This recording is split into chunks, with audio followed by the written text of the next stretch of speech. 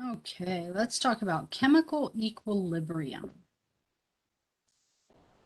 So chemical equilibrium, this is when a reaction reaches a state where the reactants are being converted to the products at the same rate as the products being converted to reactants. So this is a little unusual compared to what we've been talking about previously.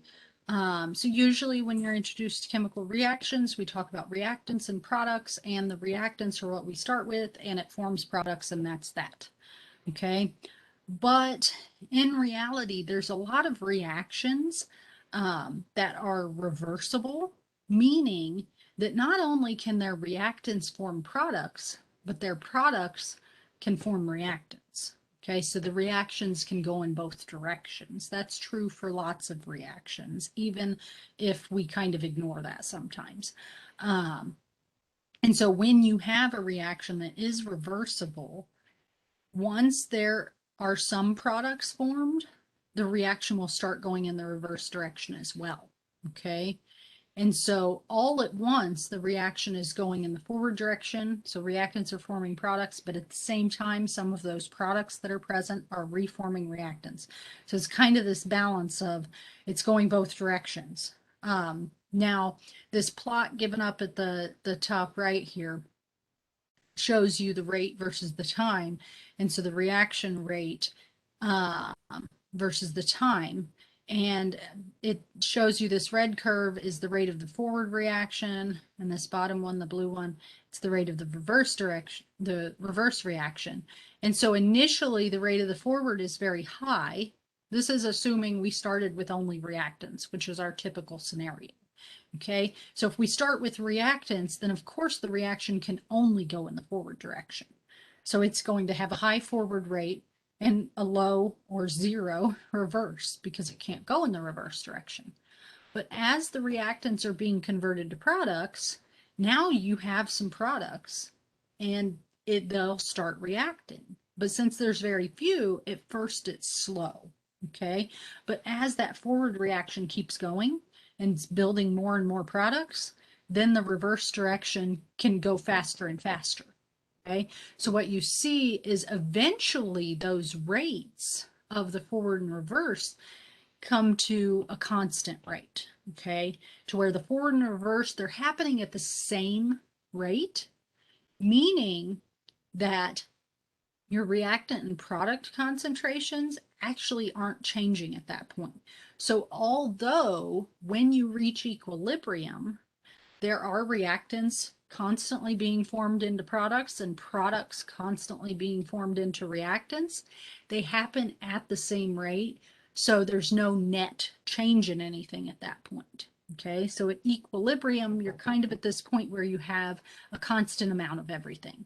Okay, so things are still changing constantly or interconverting between one another, but they're doing it at the same rate. So overall, if you just counted how much of everything you had at any instant, you would always have the same amount if you're at equilibrium, okay? Even though things are interconverting.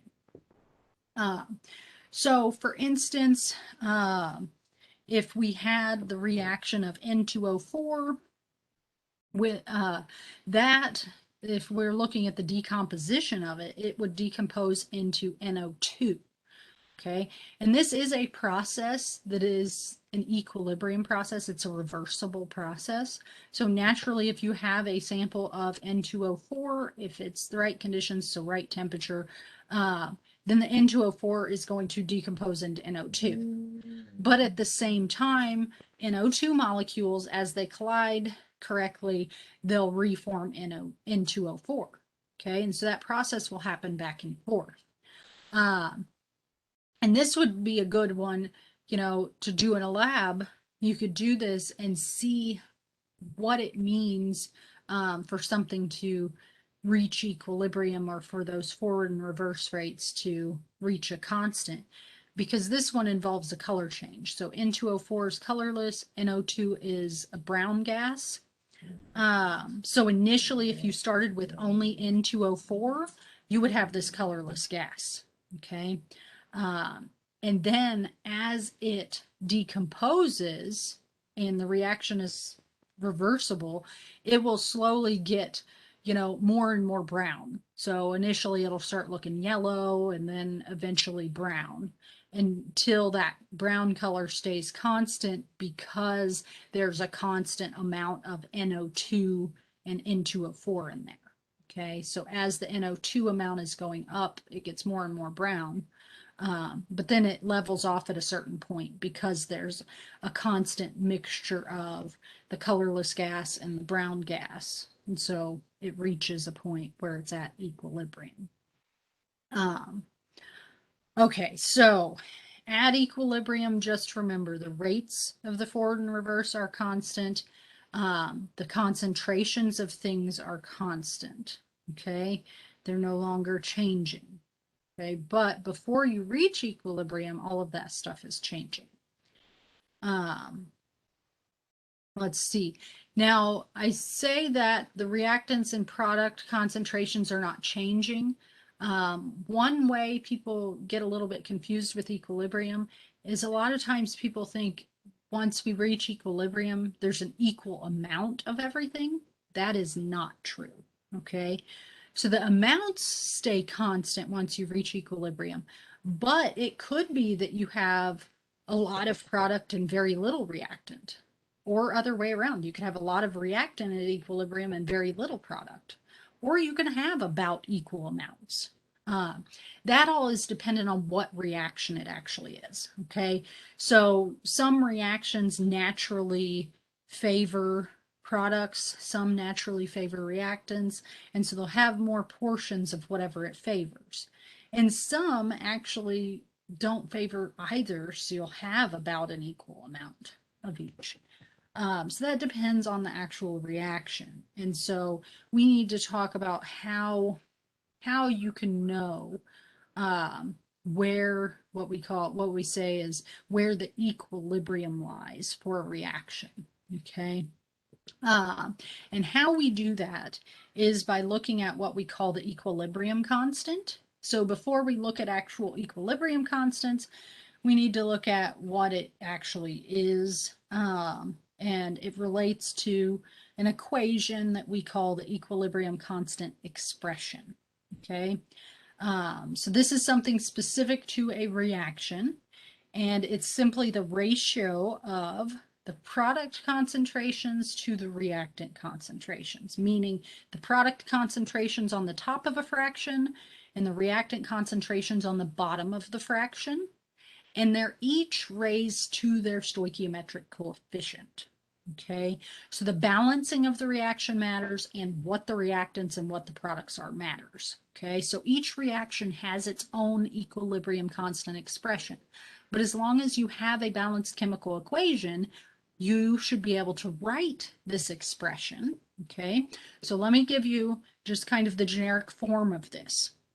So if we're talking about the general reaction, A plus B going to C plus D, the equilibrium constant expression, which we label as K, okay, or K with the subscript EQ. Some people put the EQ there, some people don't. Some people even put a C as a subscript also. A lot of times I'll just use a K and say that's good enough.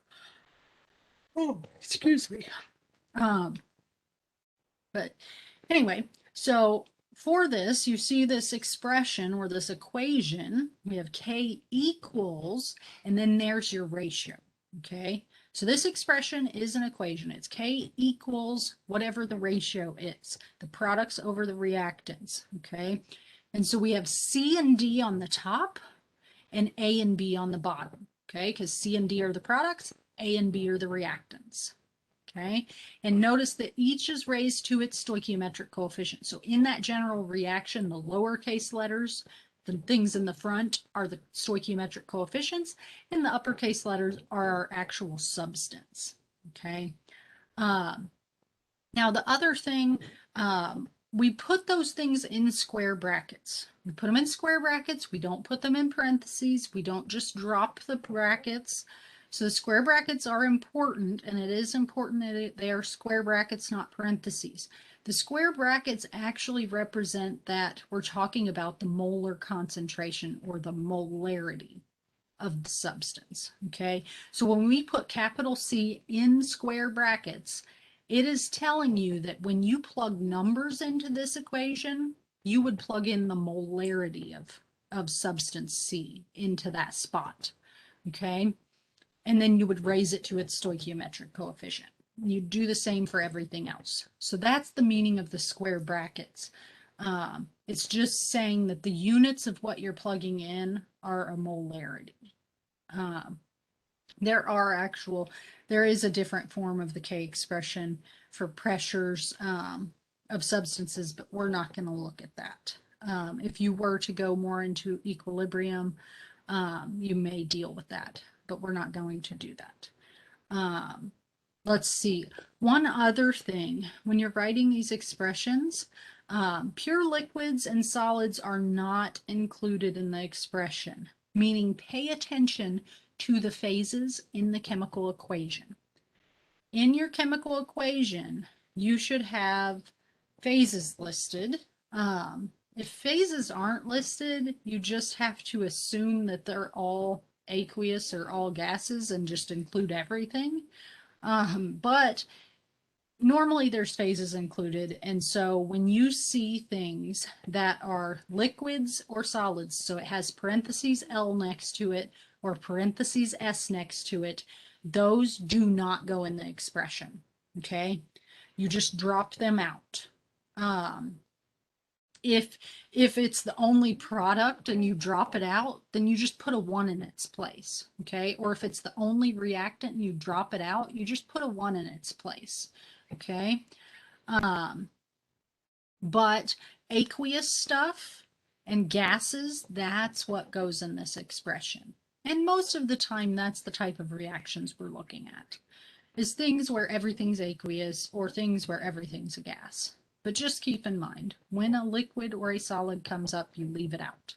Okay, you can initially write it, I guess, but then remember to go back and cross it out. It doesn't go there. Okay, if it helps you initially to write all of the products on top and all of the reactants on bottom, great, but make sure you go back and check phases and get rid of things that shouldn't be there. So let's look at some examples, because you have to be able to write that equation or the expression for the equilibrium constant. So here I say, what's the equilibrium expression for the given reaction? So this one, we're starting with just a generic one. It doesn't matter what A and B and C and D are, okay?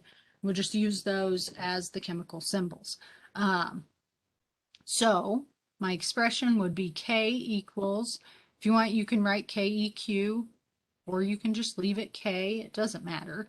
But K would be equal to the products. Okay, so on the top I put the products, so C in square brackets because it's got to be the molarity, and then that has stoichiometric coefficient of 1. So if you want, you could put a 1 up there, or you leave it off because we don't put 1s, we don't need to. And then we have square brackets and D because that's our other product, and that is raised to the second power because it's a 2 for the stoichiometric coefficient. Now, usually we just write it like this, square brackets C, square brackets D written right next to each other because they're multiplied by one another, okay?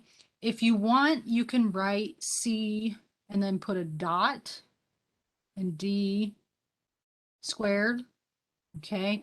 Or if you prefer, you could put an X for multiplied or a star, you know, whatever. I will always just write them right next to each other like that. That's the typical way, but you should know those are multiplied. Please do not add them, do not subtract them, don't do anything else crazy with them. They're multiplied, okay?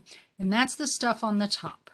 And now the bottom, we would have A, okay, in square brackets because it's the molarity, and then it has a coefficient of 2, so it's squared. And then we have B in square brackets for the molarity, and then 3 is going to be the exponent there. Okay, and again, those things are multiplied. Okay, we just write them next to each other, just like we would write things in parentheses right next to each other, and that indicates they're multiplied. Okay, but the square brackets are indicating you're going to be plugging molarities into those. Okay, so that's the general form of your K expression. So let's look at some actual reactions and write these. Okay, so I just want the equilibrium constant expression for each of these reactions. So remember, it's products over reactants, okay? And so my products are over here, right? So that stuff's going to go on top. But pay attention to the phases. Here, this is a solid, so I'm actually going to leave that out, okay? So it is part of the reaction, but I'm not going to put it in my expression because it's a solid. So on the top of my fraction, all I'm going to have is HCl in square brackets, okay? The substance in square brackets. And then the exponent is the balancing, so the 8, okay? And then on the bottom, I have the reactants, okay? And the reactants, pay attention again to the phases. We've got aqueous, gas, and then liquid. So this one, since it's a liquid, I'm going to get rid of that. I'm not going to put that in the equation. And so I'm only going to have FeCl2 in square brackets for the molarity. And it has a coefficient of 4. And then O2 in brackets, and that's to the first power. So you can put the 1 if you want to, or you leave it off. Okay. And so that is our answer for that one. Box that in. Hopefully that is clear. Okay.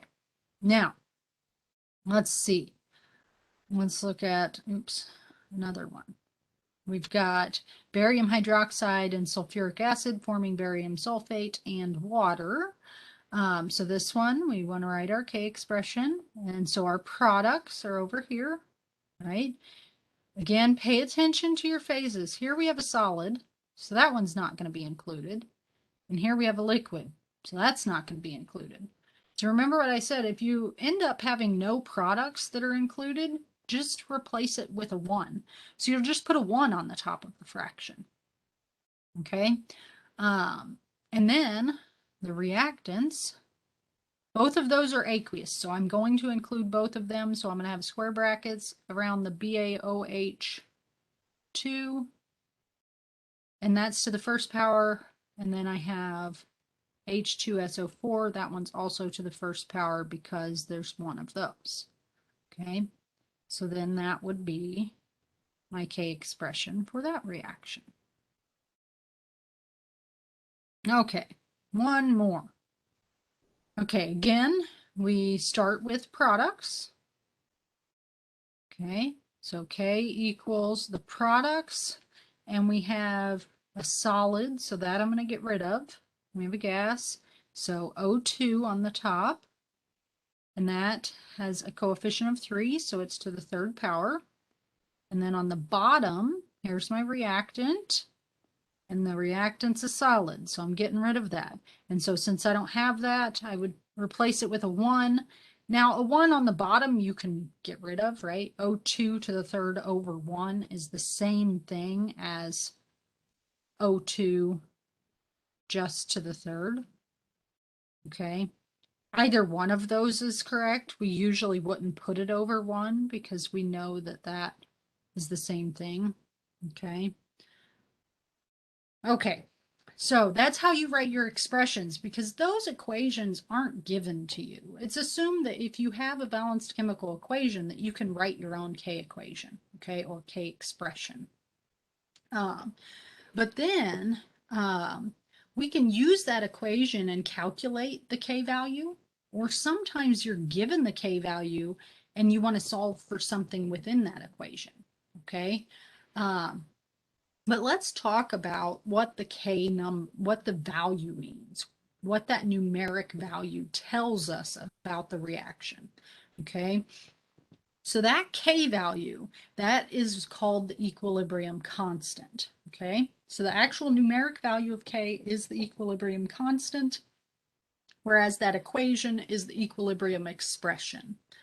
And so that K value is a constant for a particular reaction at a particular temperature. Okay, so every reaction has its own K value. but each reaction's K value can change with temperature. Okay, so when we talk about an equilibrium constant, we're talking about a specific reaction at a specific temperature. If you want to talk about it at a different temperature, then you have to adjust the K value, or you have to remeasure the K value. And so just realize it is temperature dependent, and it also is dependent on what stuff is reacting. Now, how we get these values is we actually calculate them. We calculate them using the equilibrium constant expression, using equilibrium concentrations, meaning we would have to go in the lab and do a particular reaction, put together the reactants, and then we would have to be able to measure how much of each reactant we have once it reaches equilibrium and how much each product we have once it reaches equilibrium. It's not always the easiest task. There are some tricks to that. But once you have those values, all you do is plug them into the equation, okay? But the one kind of weird thing compared to all the other math we do in chemistry, in this case, you just drop the units. So even though what you plug into that equation, everything has units of molarity, so a capital M, sometimes all of those cancel and sometimes you have units remaining. It doesn't matter what remains, if anything, you just drop it. So the K value has no unit. Okay, it's a unitless number. And so you do kind of have to be careful with that. I know it seems weird. The reason the units seem to just disappear is because we're actually simplifying the equation a little bit. If you did the full form of the equation, there's actually some extra terms that cause that unit to drop out, but we don't need to go into that. You can just happily drop the units and be done with it. Now, what does the value actually mean? Well, it tells us about the position of the equilibrium. So that's why we would want to know this numeric value, because it tells us about once the reaction reaches equilibrium, where does our reaction lie? Is it reactant heavy? Is it product heavy? Or is it, about 50-50? Okay. And so when the K value is very large, and when I say very large, I mean it's something much greater than 1, usually 100 or more. Okay. Then that means that the reactant lies to the right, or it favors products. And the reason is because, again, think about that K expression. The K expression is always products over reactants, right? So if it's a high value, that must mean that you have a lot more products, the top number, than reactants, the bottom number, okay? And so if you have a lot more products, then the reaction favors products, okay?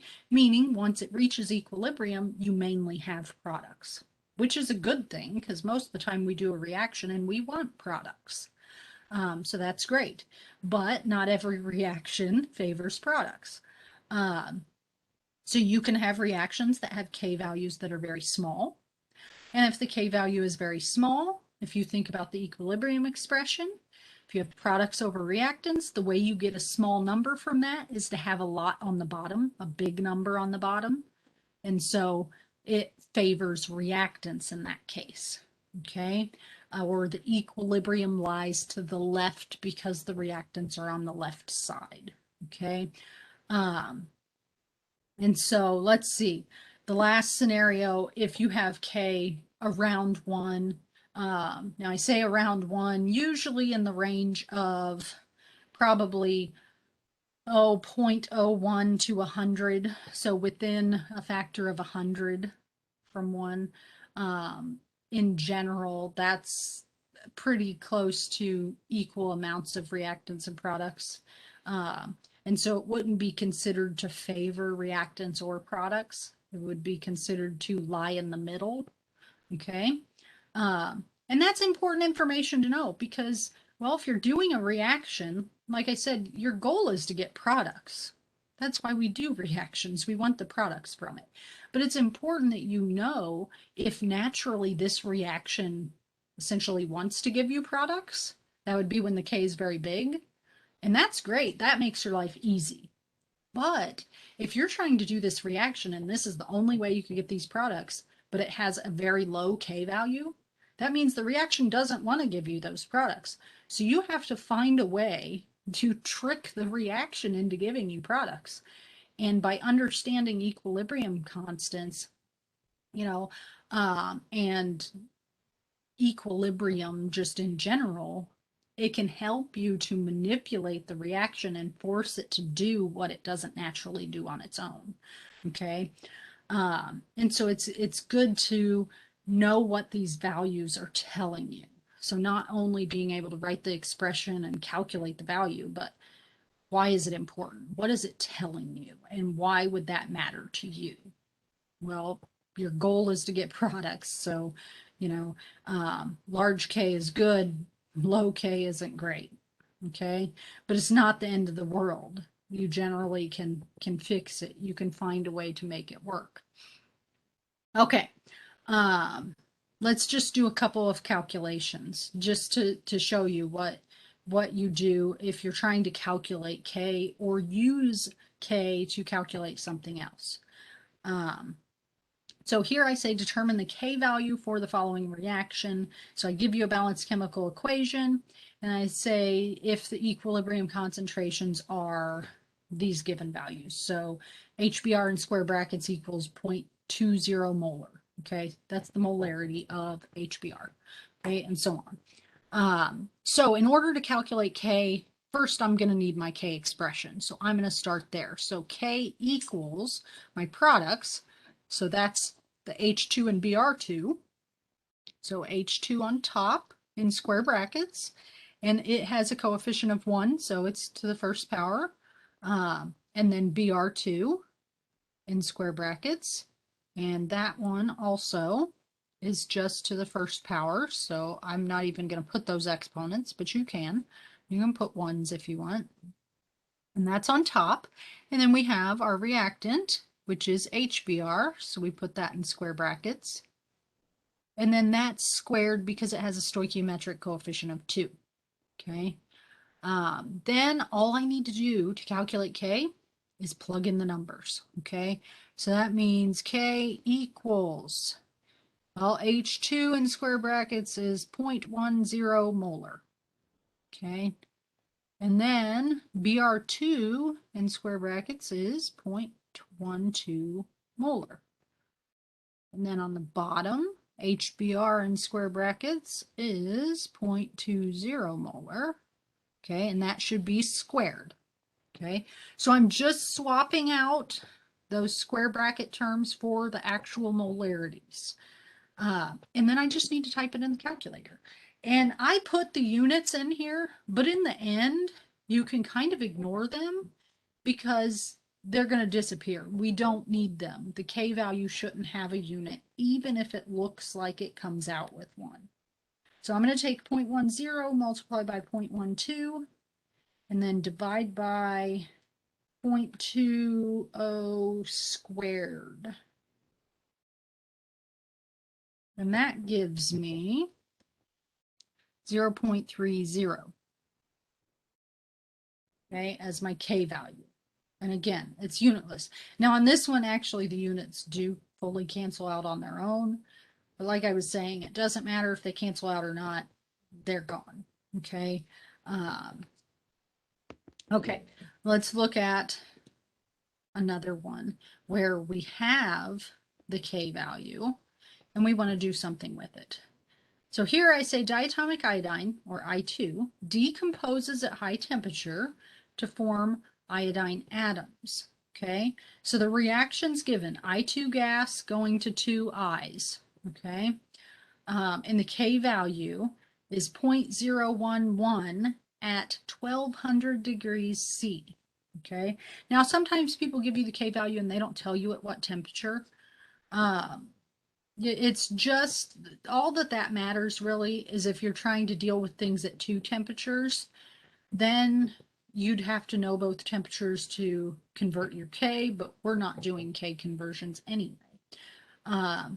So if you're given a particular K, then everything we're solving for with it is for the same temperature, okay? So here I say in an equilibrium mixture, the concentration of I2 is 0.10 molar. And I want to know what's the equilibrium concentration of I, okay? So I did give you an equilibrium amount, so that can be plugged into the K expression. So K equals, in this case, I squared, okay, because that's my product, right, over I2, okay? And so that equation is valid for things at equilibrium, okay? And we have the K value this time. So we have 0.011 equals, and we want to know I, so we don't know this part, okay? But we know I2 is 0.10 molar, okay? And let's see. So now we need to rearrange. And so I need to multiply over my 0.10 molar. And it kind of doesn't matter if I keep my units here. In the end, your value comes out in molarity. And so I can multiply by that 0.10 on both sides. That cancels over here. And then that should shift my decimal place one. And so I should get 0.0011. And then, so that gives me 0.0011 equals I, just the I squared. Okay. And so to get I by itself, I'm just going to take the square root of both sides. And that's going to, the square root will get rid of that squared. And so that gives me I. And so I take square root of the 0.0011, and that gives me a value of 0.033 molar, okay? And so that concentration has to come out in molarity. I know if you were watching your units, it would look like it comes out in molar to the 1/2, and that's not right. So just be careful. When you're using Ks, the units will disappear and reappear, and you just have to accept it and be happy we're not doing the hard version of the equation. Okay, so that's the basic idea of equilibrium and how we can kind of quantify equilibrium is by using these K expressions and determining a K value. To tell us about the reaction. And actually, if we look at this one with the K equals 0.011, that's a small K value. I mean, it is kind of intermediate, but it's leaning on the small side. And so if you had to say it favors something, it would favor reactants, but it doesn't heavily favor them. Because if you look at the values that you end up at, let's see. So this, it is small, but you have I2, you have 0.1 molar at equilibrium, and I, you've got 0.033 molar. So yes, it favors reactants. There are more reactants, but there's not like a ridiculously large amount compared to the products, okay? So it slightly favors reactants in this case, just not a ton.